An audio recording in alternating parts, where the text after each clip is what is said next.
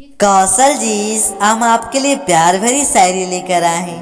Please शायरी को अपने दोस्तों के पास शेयर कीजिएगा। दिल में जो कुछ होता है वो कहा नहीं जाता। दिल में जो कुछ होता है वो कहा नहीं जाता। अब दर्द जुदाई सहा नहीं जाता। हो सके तो लौट आओ किसी बहाने से। हो सके तो लौट आओ किसी बहाने से। अब मुझसे तुम्हारे बिना रहा नहीं जाता।